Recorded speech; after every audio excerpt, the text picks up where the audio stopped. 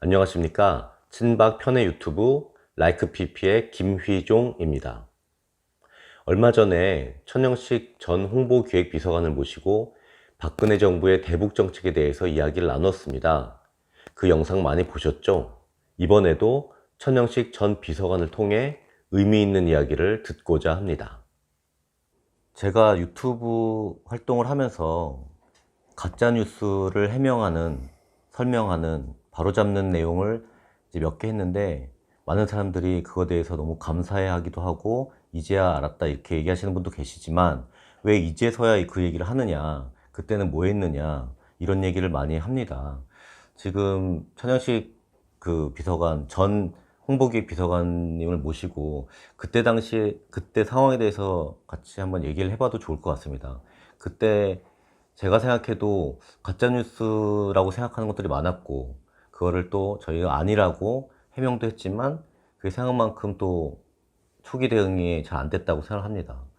예, 가짜뉴스에 대해서 좀 이렇게 또 이야기할 기회가 생겼는데, 초창기에 가짜뉴스가 사실은 이제 뭐라고 할까, 이제 우리가 둑이 터졌다 이런 표현을 하죠.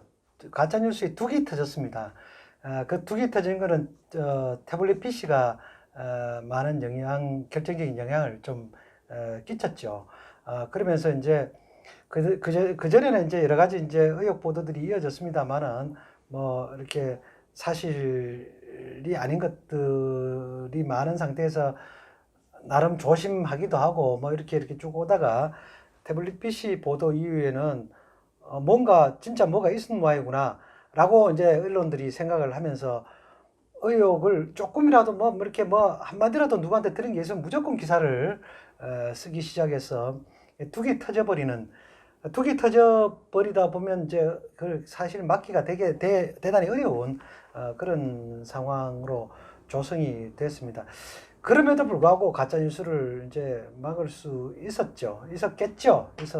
텐데, 당시 이제 여러 가지 청와대에서 나중에 이것이 팩트다라고 이제 그 저희가 홈페이지를 통해서 사실이 아닌 부분에 대해서 다 정정도 하고 했습니다만은, 이미 그 정정이라는 게 대부분 다 뭐 뉴스가 나서 한바탕 훑고 지나간 다음에 정정이에요. 뭐 예를 들면 최순실 씨가 관저에서 자고 갔다. 그럼 관저에서 자고 간 적이 없는데 이미 관저에서 자고 갔다는 게 사람들한테 그냥 다 회자되고 언론에 나고 뭐 사람들은 그냥 그러려니 다 뭐 생각하는 그런 상황이에요. 그 청와대가 뒤늦게는 아니죠. 뭐 해명을 뭐 하루나 이틀 뒤에 그게 아니다 이렇게 해명을 해도 해명은 어디도 실리질 않습니다. 실리지 않다 보니까 마치 해명이 안 된 것처럼 그렇게 돼버리고 모든 상황이 이제 그런 식으로 많이 이제 진행이 됐죠. 그리고 또 대통령 그 당시에 이제 저도 대통령과 이제 가짜뉴스에 대해서 정말 저도 이제 다급하니까, 그 가짜뉴스라는 게 대부분 다 대통령과 직접 관계되는 뉴스들이기 때문에 무슨 뭐 정책과 관련된 거라든가 뭐 이러면 저희가 정책부서에 확인을 해서 가짜뉴스 뭐 대응을 하거나 정정을 하면 되는데, 대통령하고 관계된 뉴스들이 많지 않습니까? 아까 뭐 관저에서 자고 갔다 이런 것도 뭐 대통령 최순실한테서 확인 안 되면 대통령한테 확인을 해야 되는, 그 두 분 중에 누구한테 확인을 해야 되는 그런 상황의 뉴스들이 많을 수밖에 없는 그런 상황인데, 그때 뉴스 자체라는 게 너무나 터무니없는 뉴스들이 많았습니다. 그 가짜뉴스의 성격 자체가 개인의 사생활과 어떤 지금 생각하면, 지금 조국 때 우리가 봤습니다만, 조국도 뭐 조국의 부인인 정영심이가 인권을 뭐 허용해 달라고 이렇게 했지 않습니까? 그 당시에는 인권이라는 게 전혀 없었습니다. 뭐 어떤 보도라도 다 합니다. 청와대에서 세월호 당일날 무슨 뭐가 있었다는 둥, 무슨 어떤 미래가 있었다는 둥, 뭐 이런 뉴스들도 그냥 나오게 되는 거고, 요즘 말하자면 그냥 뭐 어디에 예를 들면 점을 이거 몇 개를 뺐다, 뭐 어디에 뭐를 했다, 주사를 어떻게 맞았다. 그러니까 속된 말로 하면 뭐 예를 들면 뭐 궁둥이에 점이 있다, 뭐 이런 식의 보도까지 하는 거죠. 그러니까 이런 말도 안 되는 보도까지 하는데 그거를 일일이 그 대응을 할 수가 없지 않습니까? 아, 그래서 내가 뭐 저 어디 허벅지 밑에 점이 없습니다. 뭐 맨날 대통령이 그런 거를 해명하고 다닐 수는 없지 않습니까? 그러니까 박근혜 대통령도 너무 답답하시니까 저한테도 아니 도대체 이렇게 어떻게 그거를 내가 그 말도 안 되는 거에 대해서 무슨 뭐가 이렇게 정책이 잘못되다든가 뭐 제대로 된 뭐가 문제 제기가 있으면 거기에 대해서 대응을 하는 거지만 유언비어를 쏟아내는 거에 대해서 대통령으로서 유언비어에 대해서 자꾸 이렇게 막 적자적으로 다 이야기를 한다는 것 자체가 그게 얼마나 구질구질하고 구차한 일이냐. 이런 나라 자체가 참 안타깝고 저 말이 안 되는 상황인 거지. 그걸 내가 어떻게 그걸 일일이 다 그렇게 이야기를 할 수 있느냐. 그런 안타까운 시기가 한 며칠이 있었습니다. 물론 저는 뭐 그 당시에도 그렇고 지금도 구질구질 하더라도 대응을 할 수밖에 없는 거 아니었느냐.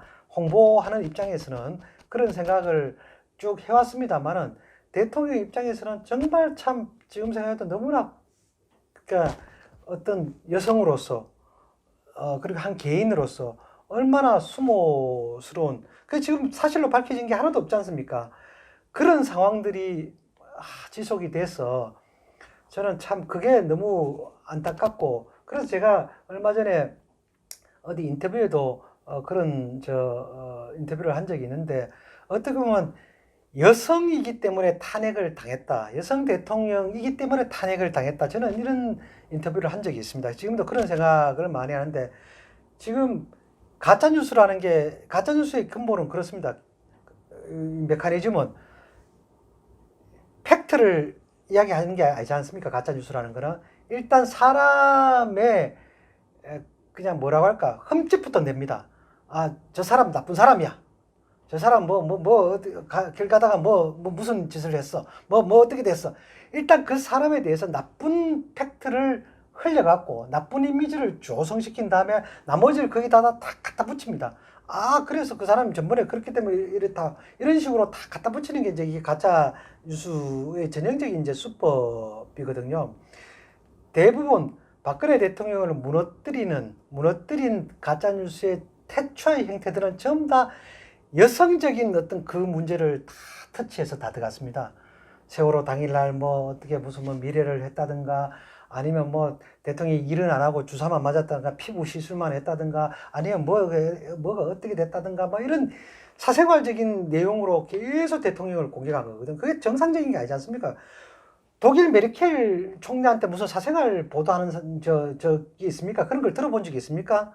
없잖아요. 그러니까 우리나라의 근본적인 가짜뉴스 시스템이 제일 큰 문제가 그렇게 시작이 되거든요. 그래서 만약에 남성 대통령이었으면 이걸 좀 더 버틸 수 있는 여력이 저는 있었다고 생각을 하는데 여성 대통령이 그런 식으로 이렇게 무너뜨리는 그런 공격을 해대니까 전반적인 여러 가지 이렇게 상황 자체가 이상한 관음증적인 그런 풍조까지 이렇게 뒤엉켜갖고 나라 전체가 이상하게 이렇게 가버리는 약간 광기로 그냥 나라 전체가 저는 일정 기간 광기에 휩싸였다고 저는 생각을 하거든. 지금도 그 광기 때문에 탄핵이라는 어떤 그런 큰 이렇게 비극이 탄생이 됐다 이렇게 생각을 합니다. 만약에 우리가 그 광기를 극복을 할 수 있었다면 저는 이성을 우리가 그대로 갖고 있었다면 탄핵까지 되지 않았겠죠. 그 사회가 그런 광기의 사회, 그럼으로써 이 가짜 뉴스가 그 광기의 사회를 만든 거죠, 사실은. 여성 대통령이라는 그런 거를 이렇게 이 광기의 어떤 제물로 삼아갖고 이 사회를 그런 가짜 뉴스의 완전히 그냥 터전으로 가짜 뉴스의 온상으로 이 사회를 만들었다 이렇게 생각합니다. 그래서 지금 생각해도 개별 뉴스에 대해서 왜 그래 잘 못 막았느냐 이런 지적은 여전히 저는 뼈아프게 생각을 합니다만은 그 개별 뉴스 자체에 대한 그런 걸 뛰어넘어서 그 당시에 어떤 풍토랄까 분위기 이런 것들이 정말 다시 있어서는 안 될 그런 참 광기의 시대였다 이런 말씀 좀 드리고 싶습니다. 네. 얼마 전에 그 거울방에 대한 거를 가짜뉴스를 바로잡는 유튜브를 제가 한 적이 있었는데, 어떻게 보면 작은 걸 수도 있고 어떻게 보면 큰 걸 수도 있는데, 앞으로 작은 거라도 저희가 가짜뉴스라고 생각되는 것들은 뭐 제가 알면 제가 하고, 모르면 아시는 분을 통해서라도 들어서라도 하나하나씩 바로 잡았으면 좋겠습니다. 그게 좀 구차해 보일 수 있겠지만 나중을 위해서라도, 그리고 대한민국 우리 나중 미래를 위해서도 꼭 필요한 일이라고 생각을 합니다. 오늘 가짜뉴스에 대한 거 말씀 감사드리고, 다음에 또 다른 이야기로 모시겠습니다. 감사합니다. 네, 감사합니다.